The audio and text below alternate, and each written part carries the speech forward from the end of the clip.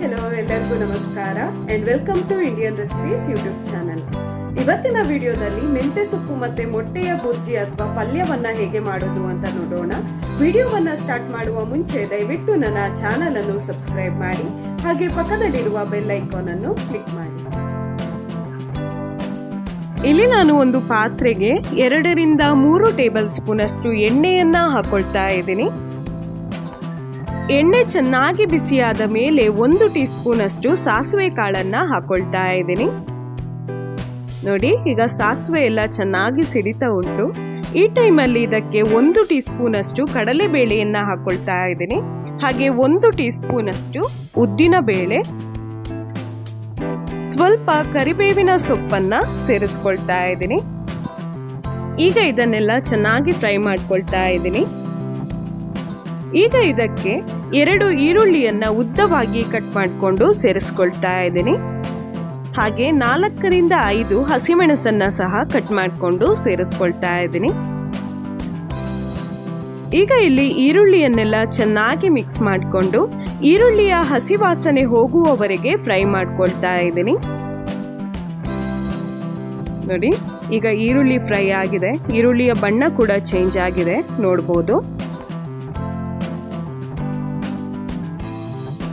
ಈಗ ಇದಕ್ಕೆ 1/4 tea spoon ಅಷ್ಟು ಅರಿಶಿನ ಪುಡಿಯನ್ನ ಹಾಕೊಳ್ತಾ ಇದ್ದೀನಿ. ಹಾಗೆ ರುಚಿಗೆ ತಕ್ಕಷ್ಟು ಉಪ್ಪು. ಇದನ್ನೆಲ್ಲ ಚೆನ್ನಾಗಿ ಒಮ್ಮೆ ಮಿಕ್ಸ್ ಮಾಡ್ಕೊಳ್ತಾ ಇದ್ದೀನಿ. ಈಗ ಇದ್ರ ಜೊತೆಗೆ 2 ಟೊಮೆಟೊವನ್ನ ಸಣ್ಣದಾಗಿ ಕಟ್ ಮಾಡಿಕೊಂಡು ಸೇರಿಸ್ಕೊಳ್ತಾ ಇದ್ದೀನಿ.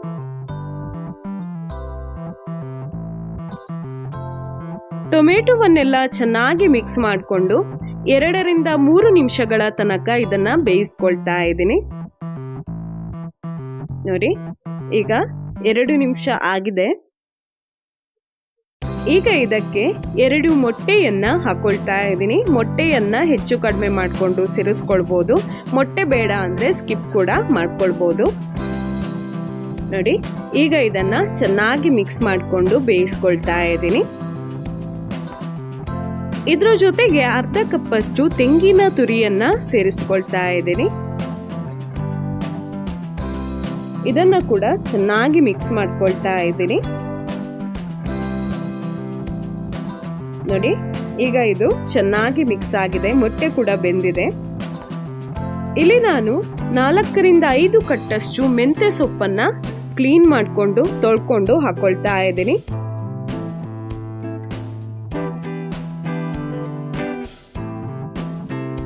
ನೋಡಿ, ಈಗ ಇದನ್ನ ಚೆನ್ನಾಗಿ ಮಿಕ್ಸ್ ಮಾಡ್ಕೊಳ್ತಾ ಇದ್ದೀನಿ.